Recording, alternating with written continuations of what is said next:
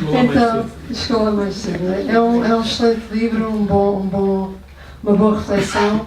E eu, sem demora, passo então a palavra ao professor Juan e desejo a todos uma boa tarde. Obrigada.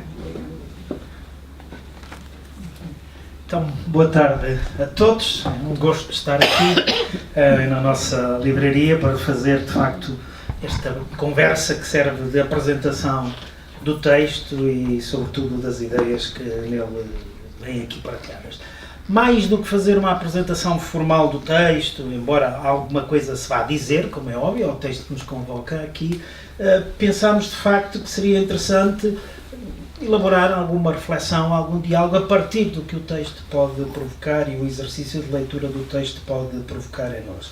Portanto, o convite é que leiam o texto, não é? Não precisa de ser hoje quando forem para casa, mas aqui certamente não, mas quando tiverem a oportunidade o possam de facto visitar e ler e deixar-se depois, enfim, interpelar por esta viagem, que mais do que uma viagem é uma peregrinação, iniciada por uma mulher do nome Igéria, depois alguma coisa já dirão acerca dela, que era uma no início e depois da peregrinação alguma transformação aconteceu, se calhar aquela que regressou a casa não foi a mesma que partiu quando saiu. E, no fundo, é isso que qualquer leitura nos convida a fazer, não é? Se nos envolvemos nas leituras, só aquelas que são interessantes, não aquela literatura de cordel ou literatura com muitas imagens e pouco texto, porque o pessoal agora não sabe ler muito e, portanto, tem que ter parágrafos curtos, não é? Não é dessa literatura que falamos, mas desta que convoca a reflexão sobre a condição humana, sobre a história e que pode provocar transformação. E é isso que nos interessa, e daí o convite a lerem o texto e deixarem-se também interpelar nesta viagem. Vamos dividir em dois momentos. Um primeiro momento em que darei a palavra ao autor e ao coordenador da obra e depois, num segundo momento, lançar algumas ideias para o debate que podem ser também depois lançadas dessa parte. Se calhar convém começar o primeiro momento pelo primeiro, não é? Não começar pelo segundo. Vamos começar pelo primeiro. E dou a palavra ao autor. Tomo aqui só 2 ou 3 notas para enquadrarem quem é. Enrique Bermejo Cabrera, nacido en Canta la Piedra, me encanta hablar español, España, provincia de Santiago de Salamanca, España, y que es franciscano de la provincia de Santiago de Compostela. Y vuelvo al portugués. Foi ordenado sacerdote em Jerusalém, onde estudou liturgia, depois acabou por fazer o seu trabalho de doutoramento no Pontifício Instituto de Liturgia Santa Sala em Roma, já sobre temáticas relacionadas sobre a Igéria, e desde então tem-se dedicado a este trabalho da reflexão e do estudo no âmbito da liturgia, sobretudo preocupado com a liturgia de Jerusalém. E é neste momento professor catedrático de liturgia no Instituto Teológico de Jerusalém. E é o autor deste texto em língua espanhola, que depois foi traduzido para português, mas disso já dará conta o professor João Lourenço. É un gusto y te doy la palabra. Bueno, es un gusto para mí que haya nuestra editorial acogido esta obra y traducirla en portugués, lenguas hermanas, países hermanos. Si no es así... No, es así, claro que es así. Lo haremos, lo haremos. Claro que es así. Por intentar más. Bueno, agradecimiento a ellos, agradecimiento al padre Joao Lorenzo y al padre Víctor Rafael, que lo veremos mañana. Bueno, la tesis doctoral la hice sobre Egeria, pero la tesis de licencia la hice sobre San Cirilo de Jerusalén. Siempre Jerusalén. Siempre en Jerusalén, pensando en la posibilidad útil de que sirviera estos estudios. Podríamos decir de Egeria pocas cosas, muchas cosas no se pueden decir porque se conoce más bien a la peregrina por el modo en que describe, el modo en que viaja, el modo en que observa y lo que escribe, naturalmente. El manuscrito fue descubierto en 1884 por Gianfranco Gamurrini en Arezzo. donde se conserva actualmente el manuscrito. El manuscrito existió otros manuscritos que no se han conservado, existieron uno en España, en Celanova, porque estaba en el catálogo de la biblioteca, o entre los libros que había dado allí un obispo en el 948. Y también hubo en Limoges, Francia, otro manuscrito. Por estos manuscritos se llega a la conclusión de que del nombre de Egeria se escribió el nombre de Eteria, se pensó que había sido francesa. Después la hemos recuperado en la península ibérica. Casi todos están de acuerdo que fuese de la provincia de la Galicia de aquel tiempo, ¿no? Porque habla del extremo occidental, habla de otras cosas así. Habla de que en su pueblo, en su región, hacían la liturgia de otra manera. O sea, cuando hacía alguna particularidad, por ejemplo, del día de Pascua, decía que entre nosotros esto se diferencia de lo que hacemos nosotros. Es decir, por ejemplo, el bautismo. Después del bautismo se iba a la anástasis con los neófitos. Y otra de las particularidades era sobre la predicación. Que los presbíteros los domingos predicaban los que querían, así que se podía prolongar la Eucaristía dominical. Seguramente que no estaría muy de acuerdo el Papa Francisco, que da 8 minutos a los homiletas. Pero todos lo pasan. Todo lo pasa. Eso hay que darle depende de las circunstancias, ¿no? Y depende de quién habla. Pero vamos, eso eran otros tiempos en que el tiempo corría de manera más lenta. Egeria,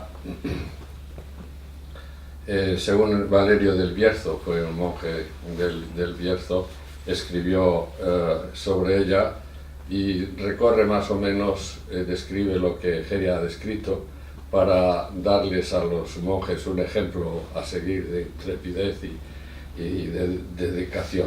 Escribe en latín que han clasificado como latín vulgar. Su relato es vivo y quiere hacer partícipes de él, del relato a sus hermanas. Escribe prácticamente una vez que está volviendo, llega a Constantinopla, digo, si todavía vivo o muero, os envío esta carta. O sea, era un modo de escribir epistolar. El relato es vivo, como decía, y se fija, por ejemplo, en las reacciones de las lecturas que se hacen en la liturgia. Habla también en la parte, es decir, el itinerario se divide en dos partes. La primera parte, del capítulo 1 al 24, trata de las peregrinaciones que hace fuera de Jerusalén. Entonces tenemos la peregrinación al monte Sinaí, al monte Nebo, al país de Job, a Mesopotamia. Y en estas peregrinaciones sigue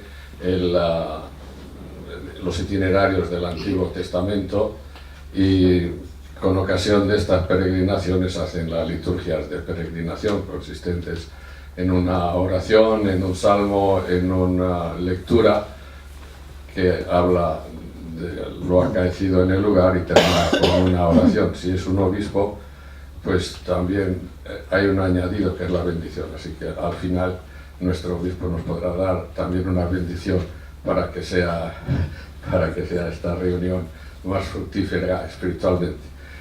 Egeria se movía gracias a oraciones, por lo siguiente se movía por una finalidad religiosa. Además quería conocer la vida de los monjes, Los monjes la recibían y la trataban bien, como otros peregrinos también la daban euroguías, es decir, bendiciones, así que estamos en el ámbito de las bendiciones. Eso es la primera parte del itinerario. En la segunda parte del itinerario trata de la liturgia de Jerusalén. La liturgia de Jerusalén es muy rica.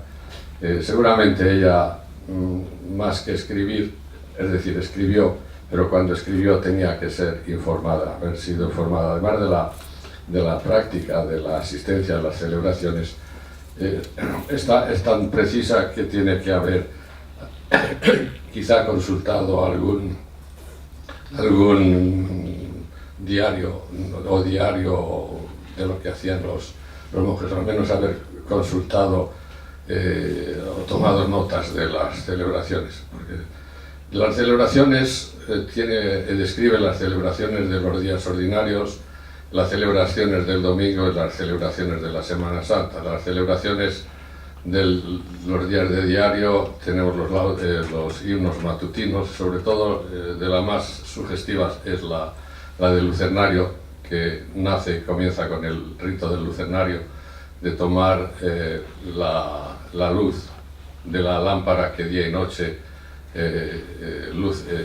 ilumina el Santo Sepulcro. Por consiguiente, un lugar de tinieblas o un lugar oscuro, pues es un lugar luminoso al mismo tiempo. Entonces todo se ilumina, las lámparas, y todo debía destellar, porque en la Anástasis en el tiempo de Constantino estaba cubierto con mármoles urbanos, al menos por lo que se ve en las paredes o en las columnas, que se ven los signos de haber sido sujetados los mármoles. Luego también, por ejemplo, dice del lucernario que los niños responden Kyrie eleison, ten piedad de nosotros, traduce en latín, y voces infinite sunt. Dice que gritaban los niños. Cuando se ve a los armenios gritan también, en unas voces fortísimas. Luego, otra de las celebraciones más sugestivas también es la celebración dominical de la vigilia del paso del jueves al domingo, cuando el obispo a la puerta de la tumba le proclama el Evangelio de la Resurrección, como si Cristo lo anunciase en el obispo. Otros dicen que sería quizá un ángel, pero el obispo es el que hace este anuncio, y en el mismo lugar del anuncio, porque a la puerta del sepulcro Anástasis nadie hace otra acción, o sea, es un lugar propio del obispo, y allí mismo hace las catequesis mistagógicas. Después la celebración dominical de la misa dominical se realiza en el martirium. Solamente hay un día especial, el Viernes Santo, el Jueves Santo hace dos celebraciones eucarísticas, una en el martirium. El martirium es, digamos, lo que sería la basílica, la iglesia catedral, porque sería el lugar donde hace el obispo las predicaciones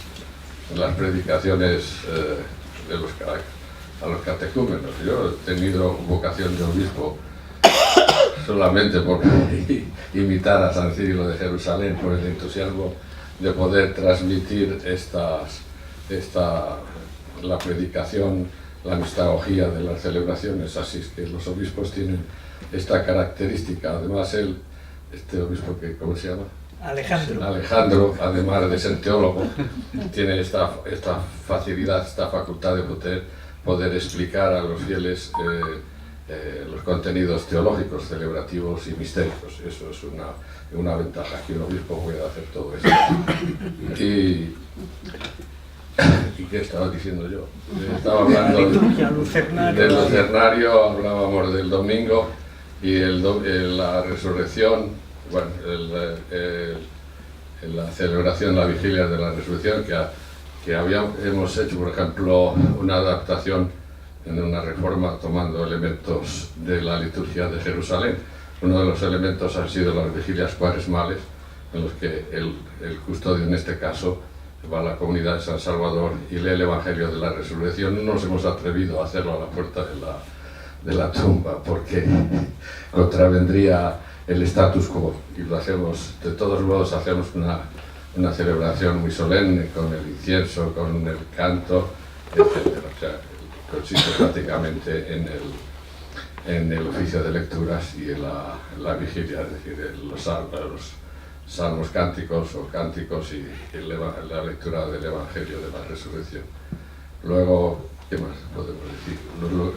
Lo dices después, paso la palabra aquí. Sí. Va. Agradecemos este primeiro enquadramento que nos mostra este itinerário dividido em duas grandes partes. A primeira, peregrinações e caminhos de peregrinação à volta de Jerusalém, tudo depois centralizado para Jerusalém, que é a segunda parte onde se descreve essa liturgia, destacando uma centralidade que é a centralidade da cidade de Jerusalém e dentro da cidade a centralidade da Anástasis, ou seja, o local onde se venera o sítio onde Jesus terá sido sepultado e a partir do qual terá ressuscitado. E aí se celebra, e essa é a centralidade. O objetivo deste texto, diz o próprio autor, é, nesta edição, dar-nos acesso a esta viagem, a esta peregrinação, numa linguagem mais acessível ao grande público e não tão com detalhes científicos como foi a obra de doutoramento. O interesse de poder fazer chegar ao público, na apresentação da obra em espanhol, estava presente o professor João Lourenço, e aí começou a surgir a possibilidade de que ela fosse traduzida para português. Não se trata de uma tradução simplesmente do texto original espanhol. A edição que aqui apresentamos tem uma introdução e um glossário no fim que distinguem esta obra do seu original espanhol. Mas um bocadinho mais a propósito disso, nos dirá o professor João Lourenço. Nem me atrevo a apresentá-lo, está em casa, já está presente e está em casa, portanto não vale a pena. Ora então, muito boa tarde. Eu queria deixar uma palavra de saudação a todos os presentes, designadamente aqui já foi aviçavientado pelo Frei Henrique, ao Dom Alexandre, pela honra que nos concede também estar aqui presente, aos senhores vice-reitores, o Dr. Peter Nemberg e o Dr. José Manuel Pereira de Almeida, e não queria deixar passar esta ocasião também por saudar ali a nossa tradutora direta da obra em primeira mão, e que foi também um trabalho certamente muito cansativo sobre todas as demais pessoas, e começava um bocadinho pela pista que é aqui o nosso pivô deste intercâmbio. Já me chamaram outras coisas. E mais feias. Portanto, uma pista que ele já deixou, que é um pouco a ideia está na base de provocar e de me incentivar e ter posto muito afinco na tradução desta obra. Quando em 2021 assisti à apresentação da versão em castelhano em Salamanca, numa igreja muito bonita, a Igreja de la Puríssima. Estão aqui alguns amigos do Frei Henrique, que conhecem muito bem e que vêm de Salamanca, e que estavam também presentes nesse dia.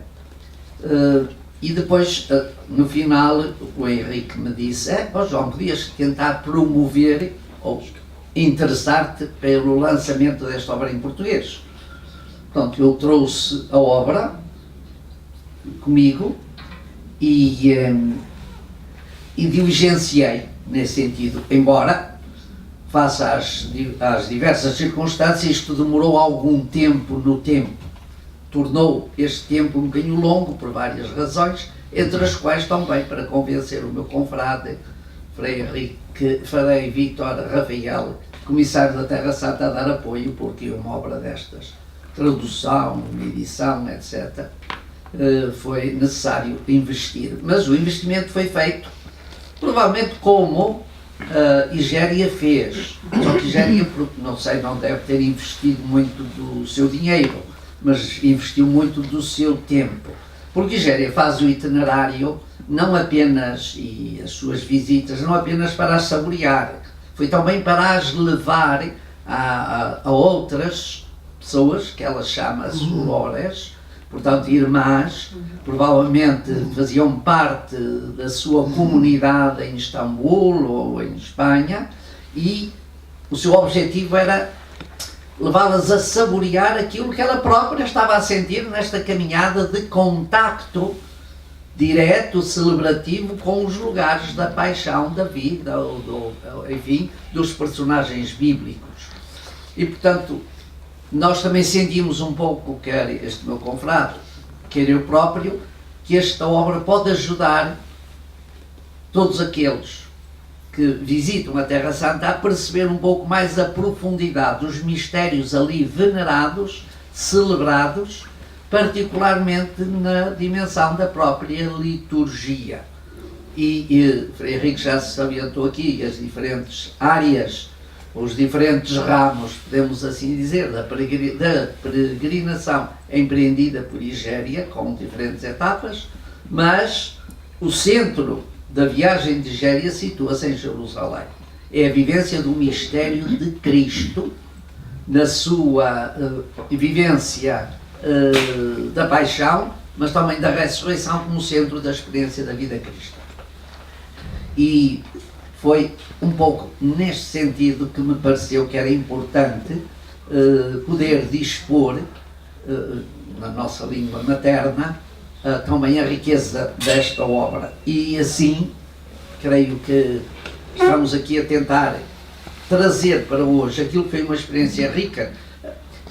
Igéria 384 é o início da consolidação da grande cristandade e da consolidação da presença do Império Bizantino, que a partir de Santa Helena e depois com a política, é certo, mas também com a intencionalidade de Constantino, seu filho, implementou e deu unidade àquilo que foi o Império da época, principalmente no Oriente, e daí inaugurou, depois vai ser chamado o Império Bizantino, que não é uma bizantinice, foi um tempo áureo da vida da Igreja, da vida das comunidades. Esta obra de Igéria tem uma coisa, enfim, que eu me atrevo a dizer que é isto: ela dá-nos uma perspectiva unitária da história da salvação. O Antigo Testamento, quem de nós se lembrava andar à procura da terra de Jó? Nem encontrávamos o Jó, quanto mais a terra. Ou visitar o sepulcro de Abraão. Visitar terras de outros ilustres e notáveis arautos ou membros da história da salvação. Tudo em função de depois visitar também o centro dessa mesma história nos espaços. Para Igéria, sente-se na narrativa que nos deixa que há ali um gosto muito grande em narrar a experiência que vive. Ela chega, já foi aqui explicada a metodologia, lê em cada lugar o texto referente ao lugar e ao personagem que visita. Falo nesta itinerância, falo com a Bíblia na mão, visitar a terra com a Bíblia na mão. A Bíblia é o itinerário dela para depois nos legar um itinerário da sua vivência. Ela faz o itinerário guiada pela Bíblia e depois ela narra-nos o itinerário da sua experiência vivencial como testemunho. E isso dá a esta obra, de facto, um cunho singular. Ela não está a fazer uma narrativa como nós fazemos hoje. Vamos a qualquer sítio, escrevemos uma carta ou um bilhete postal a alguém, dizemos: aqui vimos o céu por um canudo, aqui vimos Braga por um tubo, aqui vê-se não sei quanto. Não. Igéria fala da sua experiência vivencial, religiosa, iluminada pela palavra. E falo tanto nestas terras que vai visitando, deixando-nos elementos muito bonitos. Por exemplo, o entusiasmo com que ela é recebida. Os monges vinham ali das redondezas.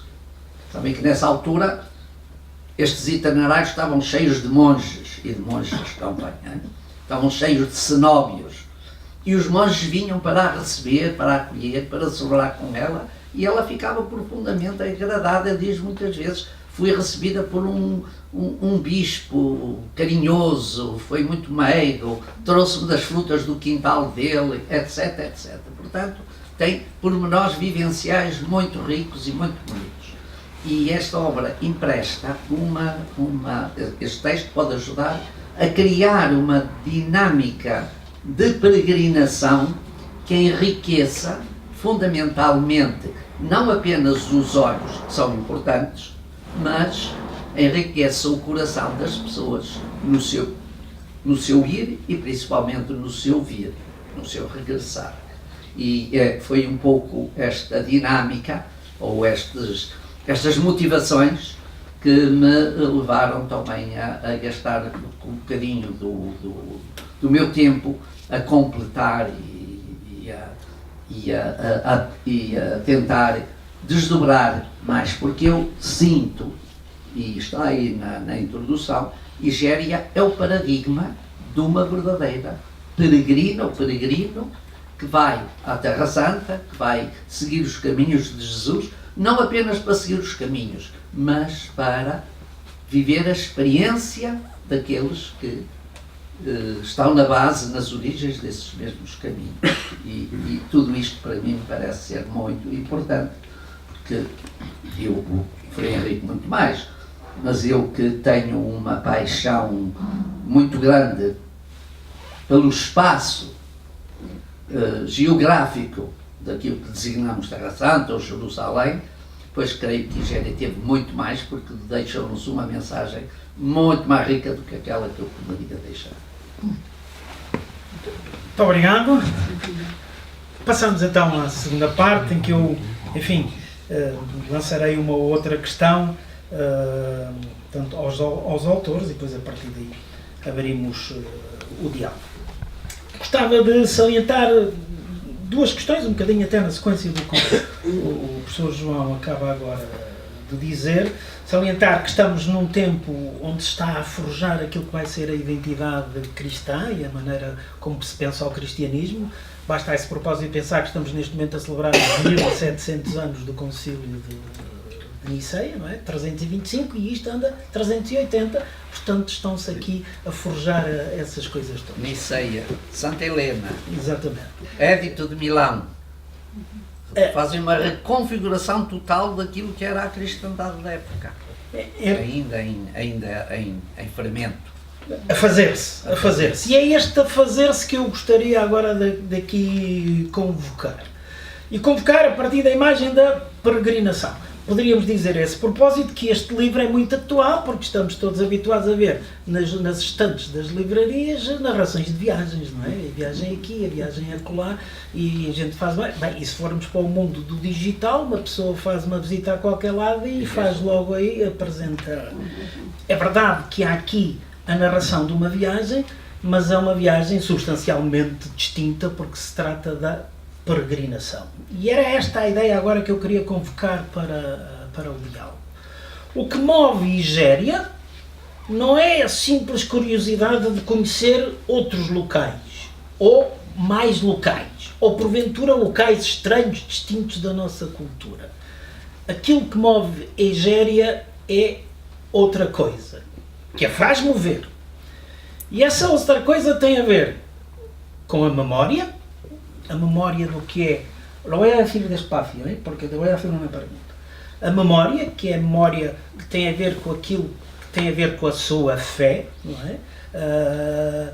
Não só essa memória, mas essa memória que a move leva-a depois a celebrar, e nos locais que ela visita e para os quais vá, movida por essa memória, ela celebra, e essa celebração é, ela própria o diz no texto, o grande motor que a faz deslocar-se de um lado para o outro, e essa memória é depois aquilo que a vai transformando, porque torna presente na altura em que ela está a visitar esses lugares, torna presente o mistério que a levou lá, e esse mistério é que transforma. O que é que eu quero dizer com isto tudo? Aquilo que está na origem da peregrinação é algo que tem a ver um bocadinho com aquilo que nós podemos chamar Alex Orandi e Alex Credendi. Aquilo que a leva àqueles lugares é aquilo em que ela acredita, aquilo em que ela acredita é aquilo que ela reza nesses lugares, aquilo que ela acredita e que ela reza nesses lugares vai gerando uma liturgia, essa liturgia vai tendo depois influência no modo de acreditar e no modo de rezar. Lo que te quiero preguntar es cómo este círculo, ¿no?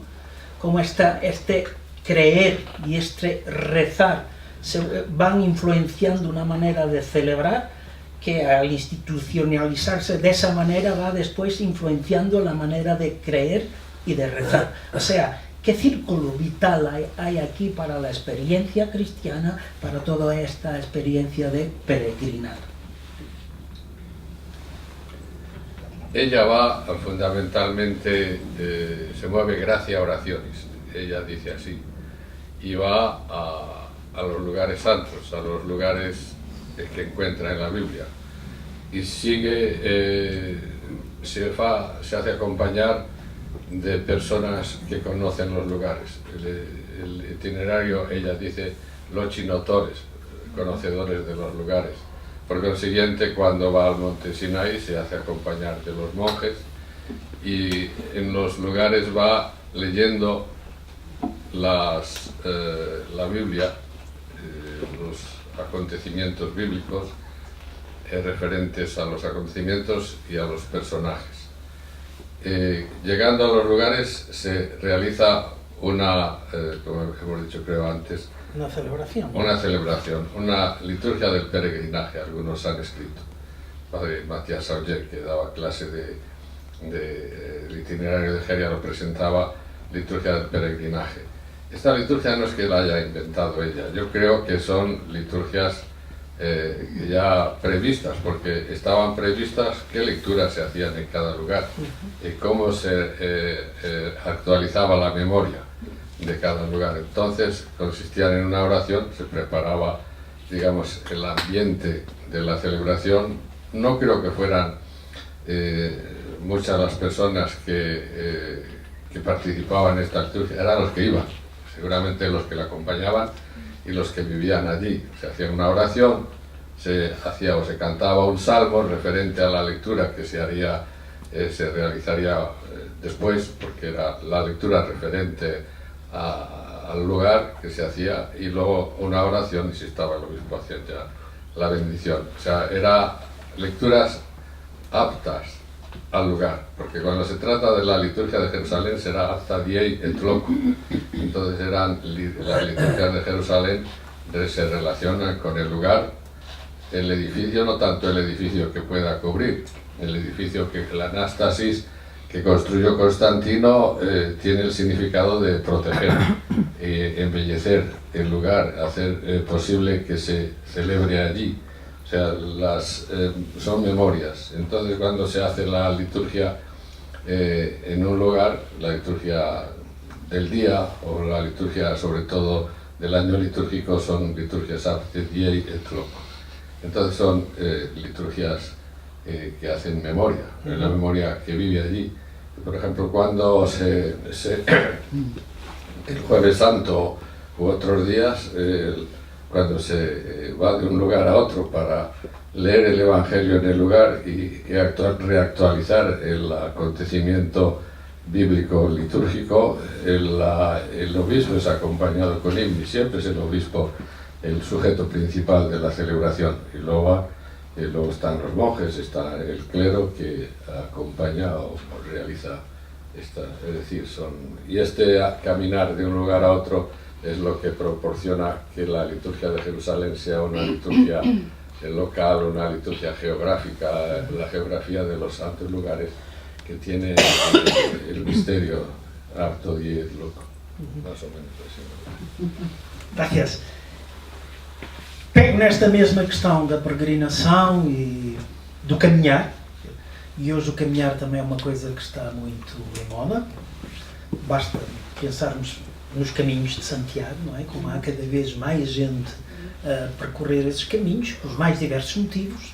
E essa ideia dos caminhos de Santiago convoca-me, enfim, também tenho alguma curiosidade por isso e gosto desse tipo de atividade e portanto, vou acompanhando um bocadinho esse movimento. E há mesmo, dentro desse movimento dos caminhos, alguns que dizem que o importante em todo este processo não é chegar a lado nenhum, o importante é caminhar. E isso chegou a forjar esta formulação de que a meta é o caminho. Ou seja, a meta que eu procuro é fazer caminho e não chegar a lado nenhum. Não é isso a peregrinação. A peregrinação, julgo eu, e a leitura convida-nos a perceber isso, é um caminhar, mas um caminhar com uma meta, com uma direção.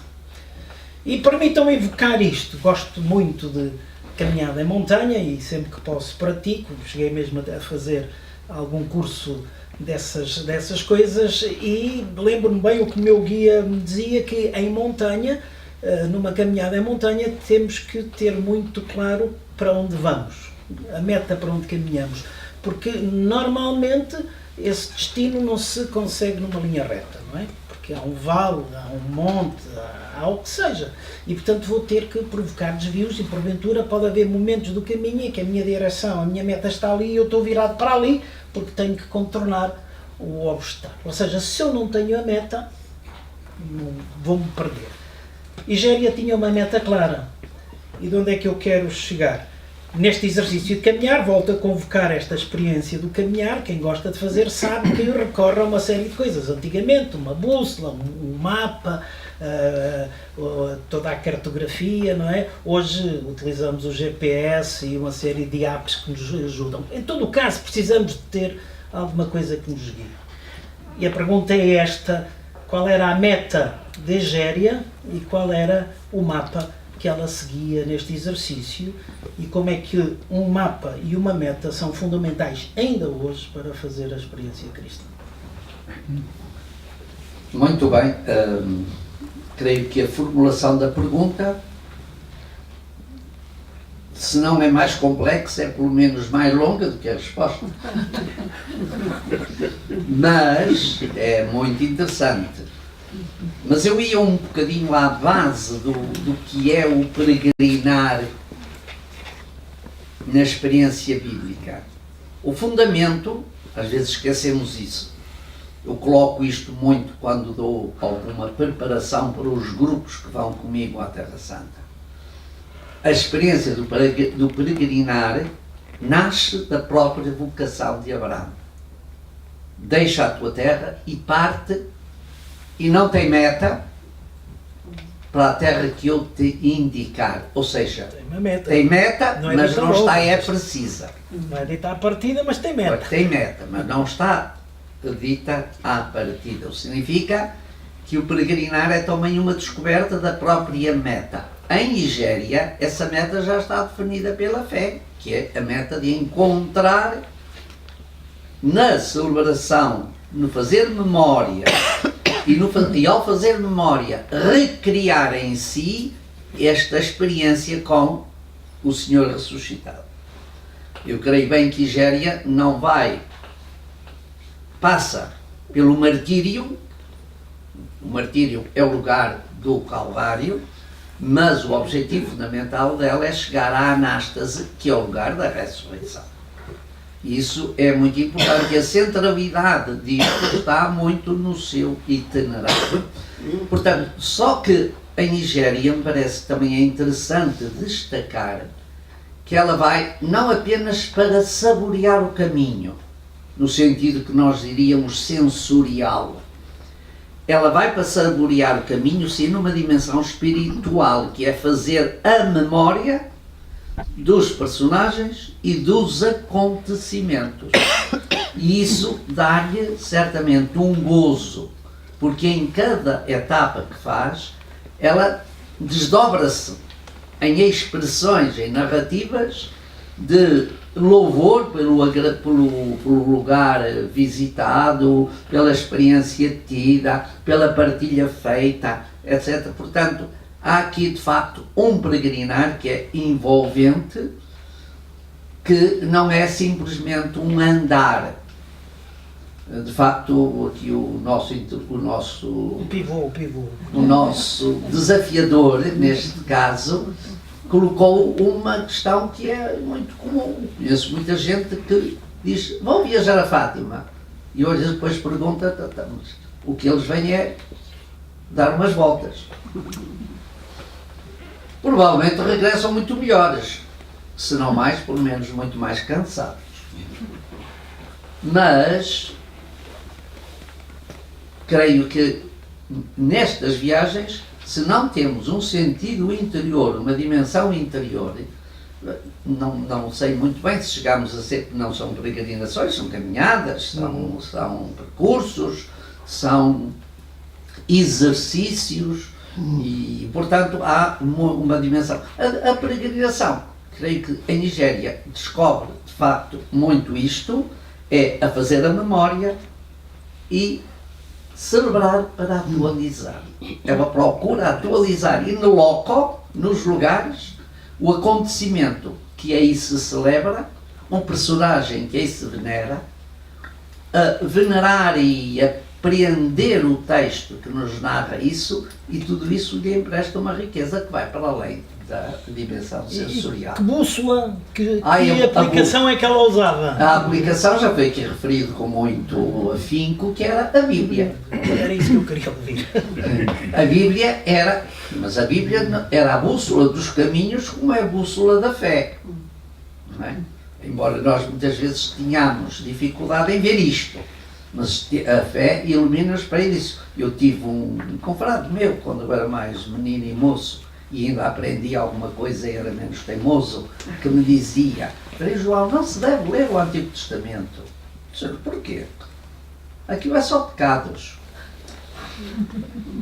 Como se nós vivêssemos uma experiência de fé de pessoas cristalinas. Nenhum de nós, a experiência da finitude e da condição pecadora da nossa existência é certamente aquela certeza maior que todos nós sabemos, que todos nós temos. E é em função dessa experiência que depois somos interpelados como Nigéria para chegar a uma meta. E essa meta é a nossa anástase. Uma última questão para os dois e depois abrimos e continuo neste enquadramento da peregrinação. A propósito disso, é muito interessante, voltando aos caminhos de Santiago, a distinção que alguns fazem entre a personagem que é o turigrino e o peregrino. Porque há muitos que fazem estes caminhos e são turigrinos, não são peregrinos, não é? Exatamente. E, portanto, isso também nos pode ajudar a mapear um bocadinho esta reflexão e o que aqui pretendemos. Volto à questão da peregrinação agora para a enfocar de outro modo. O que aqui vem narrado, o convite que aqui é acompanhar a Nigéria naquilo que é a sua caminhada, um bocadinho voltada para os acontecimentos, enfim, que estão na origem da experiência cristã, ou seja, parece que o âmbito é o passado. Mas esta imagem de peregrinação pode-nos também servir para olhar para a frente, não é? E entendermos que a peregrinação não é só um revisitar experiências, momentos, acontecimentos passados que queremos atualizar no presente, e toda a dimensão anamnética. Eu gostava de lhe acrescentar aqui também, ou de abrir para a dimensão escatológica para a frente. E pensar a humanidade como peregrina, e peregrina, deixem-me dizer assim, da Nova Jerusalém, ou se quiserem, para utilizar expressões bíblicas, dos novos céus y da nueva tierra. Y la pregunta es esta: ¿en qué puede esta experiencia de Egeria y esta invitación que ella nos hace con este itinerario, en qué puede ser inspiración para nosotros para asumirnos como una humanidad peregrina en dirección a una nueva Jerusalén y a los nuevos cielos y la nueva tierra?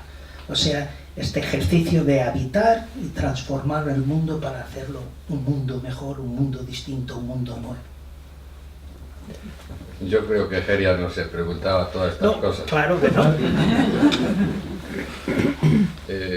Bueno, pues lo que, por ejemplo, si el ir la comunidad de Jerusalén a participar del misterio de la resurrección del Señor, del misterio pascual, que se repetía domingo tras domingo, eso es llegar a un sentido escatológico, porque es el paso de la muerte a la vida. O sea, es el paso cada año, este recorrido vital, digamos, subsistencia cristiana. O sea que los mismos santos lugares nos van recordando que son pasos hacia un mundo mejor, hacia la Jerusalén celestial. O sea, la Jerusalén actual, la Jerusalén de Jesús, nos lo dice la misma vida de Jesús, que no está aquí, sino está mirando hacia un futuro. Y eso es la celebración que se va realizando día tras día, o sea, superando la muerte y alcanzando la vida. O sea, que esto yo creo que se podría resumir en estas pocas palabras. A mesma questão, como é que esta atividade de peregrinação, este exemplo, pode ser de facto embrião, fruto deste exercício que é pedido a todas as comunidades cristãs e aos cristãos de transformação destes tempos e destes territórios. A narrativa deixada, legada por Igéria no seu itinerário, portanto, na sua obra, que nos narra o seu caminho, creio que tem muitos aspectos que têm a ver um bocadinho com isto, e ela faz nessa narrativa, coloca um acento muito significativo nessa narrativa, falando-nos do testemunho das comunidades que ela encontra, que são comunidades orantes, são comunidades que já fazem esta experiência de fé. E creio que ela, não o posso dizer com citações explícitas, creio que ela tem muito na mente, ou tem da sua vivência, na sua narrativa, também aquela dimensão, já foi que também referido, escatológica, que vem do Apocalipse.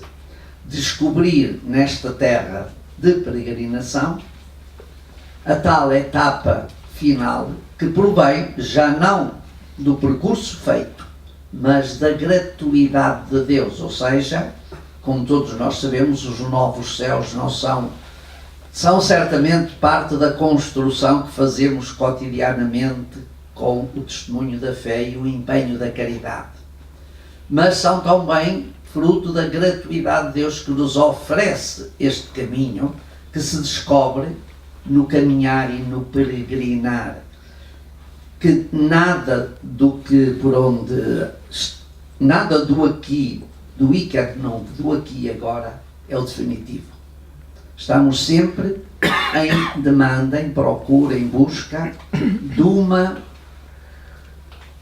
dos novos céus e de uma nova terra, e essa só a encontramos na plenitude do amor e da comunhão com Deus. E por isso a peregrinação terrena tem de nos abrir, e acho que é isso. Nós não podemos, e eu não tenho a experiência de ter milagres em peregrinações, mas tenho a experiência e o testemunho de muita gente que tem ido comigo e depois ao fim diz-me: descobri novas dimensões a partir desta experiência vivida. Isso também é um pouco desta nova terra, desta nova, eu diria, desta nova experiência vivencial e deste testemunho vivencial que se pode dar a partir de uma experiência temporal de caminhada. Claro. Esto, Egeria, cuando camina, cuando hace las peregrinaciones, algunas peregrinaciones le comporta un gran esfuerzo y aún una incertidumbre si llegará al final. Así, en una ocasión nos dice que yo pensaba que no iba a llegar, pero he llegado gracias a Dios. O sea, Dios me ha concedido esta gracia de haber llegado, haber cumplido este itinerario propuesto, que era llegar a un santo lugar concreto. O seja, comporta cansancio, isso? Claro. Porquê é que eu insisti nesta dimensão da pergunta e de trazer e da transformação? Porque, permitam-me esta parte, mas eu sou sensível a isto, esta imagem da peregrinação que veiculada muito a esta ideia com que, se calhar, a esmagadora maioria dos que aqui estamos fomos educados, de que não temos aqui morada permanente, esta não é a nossa casa, esta não é a nossa meta, somos cidadãos de outro reino. nos tem descomprometido às vezes com a construção do mundo aqui e agora.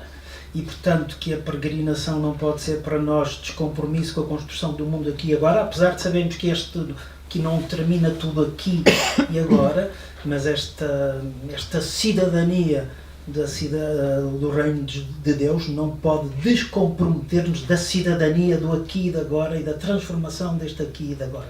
Esta ideia de habitar e transformar o mundo, para que este mundo possa ser um mundo mais de acordo com o projeto de Deus para a humanidade, parece-me absolutamente essencial, e por isso vejo uma enorme força nesta categoria da peregrinação, vejo também alguns perigos a ela associados se sublinhamos só esta dimensão do nós não somos cidadãos deste mundo. Permitam-me, se quiséssemos utilizar a imagem de Agostinho, das duas cidades, a cidade de Deus e a cidade dos homens, diria assim, para, enfim, traduzir a ideia que quero estar aqui a tentar compartilhar convosco. É possível ser-se cidadão da cidade de Deus, perdão, é possível ser-se cidadão da cidade dos homens sem se ser cidadão da cidade de Deus. É uma opção. Não é a nossa, mas é uma possibilidade. Para os cristãos não é possível ser-se cidadão da cidade de Deus sem ser cidadão da cidade dos homens. E esta ideia de transformação, à luz do Evangelho, como é óbvio, da profecia do Evangelho, parece-me a mim fundamental. E a ideia de peregrinação, do meu ponto de vista, deve reforçar esta ideia e não descomprometermos com essa construção. Bem, permitam-me, e desculpem-me à parte, chegada a hora de passar a bola e para esse lado, alguma questão, alguma dúvida, alguma partilha, aproveitar os autores que estão aqui, se quiserem colocar, provavelmente não têm, ainda não leram o livro, depois quando lerem, não sei se vem aí o mail deles aí, às vezes é muito costume, depois, mas seria este o tempo de partilhar alguma ideia, alguma sensibilidade. Muito bem. É só para dizer uma coisa muito breve, porque além das coisas que foram ditas aqui, e muito bem, o que sempre me fascinou neste relatório e nesta figura é a possibilidade de nós, 1500 anos depois ou mais, sermos capazes de ainda partilhar essa experiência e prolongar e fazer de novo viva essa experiência. E isto, além das dimensões que foram mencionadas, é uma dimensão humana, histórica, muito, muito forte.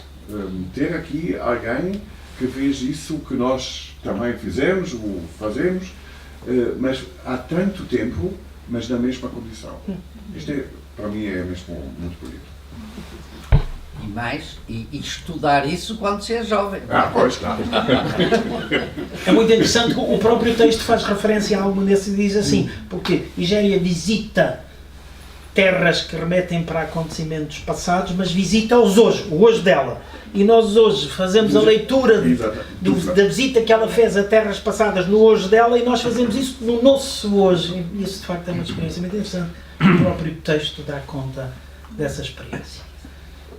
Senão eu tenho uma última pergunta aqui engatilhada. Juan, posso eu? Faz favor, Américo. Pronto. Professor de filosofia, cuida até, hein? A mí me gustaba la filosofía. Vale. Pelo menos tento. É preciso isto. Muito obrigado. O padre João Lourenço há bocadinho falou, e muito bem, no paradigma que a própria Egéria e a viagem da Egéria constituem. O GPS, já percebemos, textual é a Bíblia.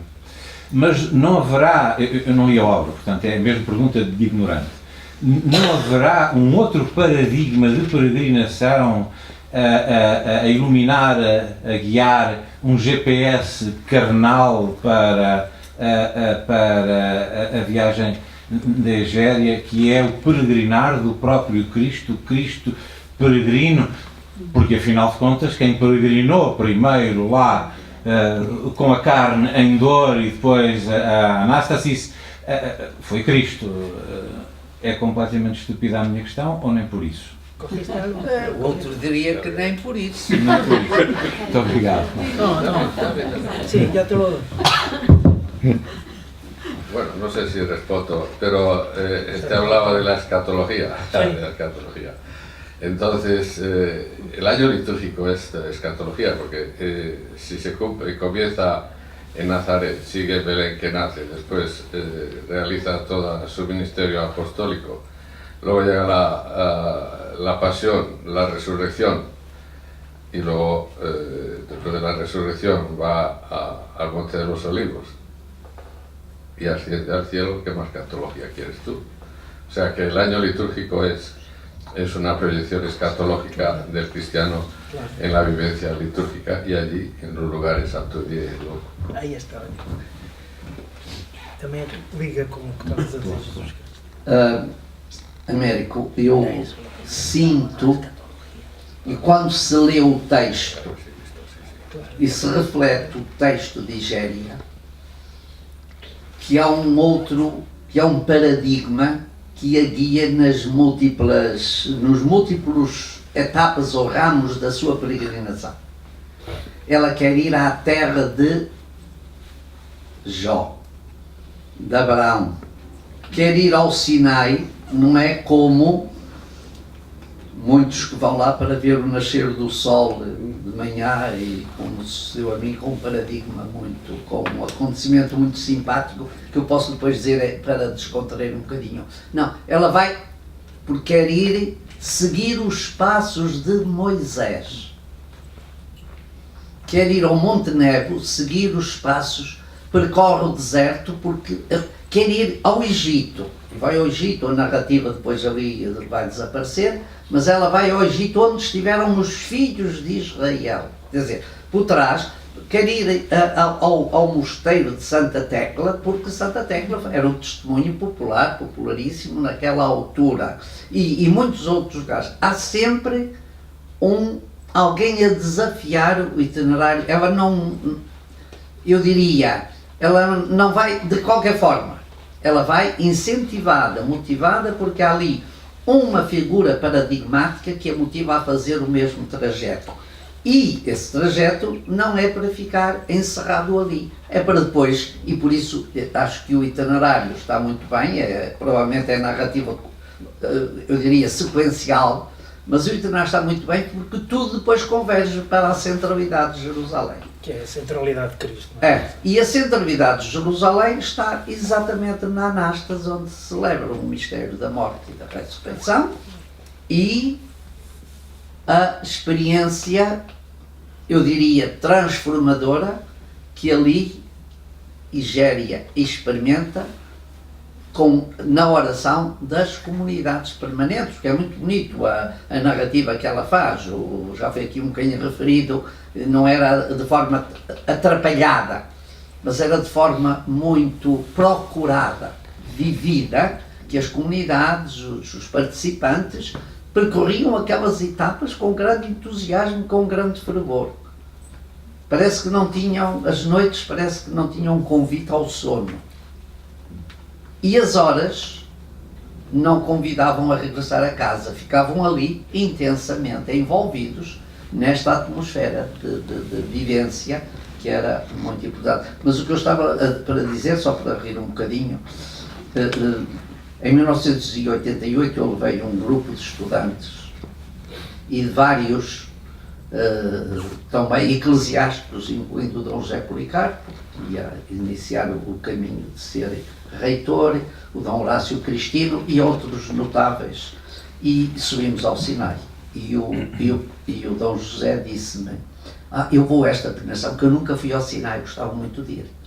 Foram 21 dias. Israel, deserto, Sinai, e depois saímos pelo Cairo. E quando chegámos ao Sinai, o Dom José vira-se para mim e disse: sabes, João, já cá estive 2 vezes. 2 vezes. Então o senhor diz-me que quer vir comigo, porque eu nunca tinha vindo ao Sinai. Mas foram 2 vezes, a primeira e a última. Que eram aquela. Era aquela, a primeira e a última. E mais tarde fizemos então uma, por causa do deslumbramento da peregrinação. Depois fizemos uma exposição de fotografias e uma partilha no Seminário dos Olivais, e a certa altura havia uma imagem muito bonita de um pôr do sol. Acho que era pôr, acho que não era o nascer do sol. E eu disse, está a ver, Dom José, como é brilhante esta imagem? Mas tu não te esqueças que esta imagem não é do Sinai, é do Pego. O Pego era a terra dele. Muito bem. Em Jerusalém, o sono não entra e o tempo não corre. Mas aqui não estamos em Jerusalém. Apesar de tudo, acho que o sono não entrou, mas o tempo corre e, portanto, temos que regressar às nossas casas. E resta-me agradecer a presença de todos. Permitam-me que destaque os nossos 2 vice-leitores. Sempre um gosto saber que estas coisas são acompanhadas. A doutora Anabela, que é a nossa anfitriã nesta bela casa e toda a dinâmica que aqui está. E os autores que aqui se encontram. Frei Henrique, Frei João. Já ontem dizia, não estou acostumado a chamar o Frei João, mas é o que é, portanto, Frei Henrique e Frei João. Tenho que dobrar a língua. E a todos, uma vez mais, muito obrigado pela vossa presença e o convite a ler e a deixar-se transformar.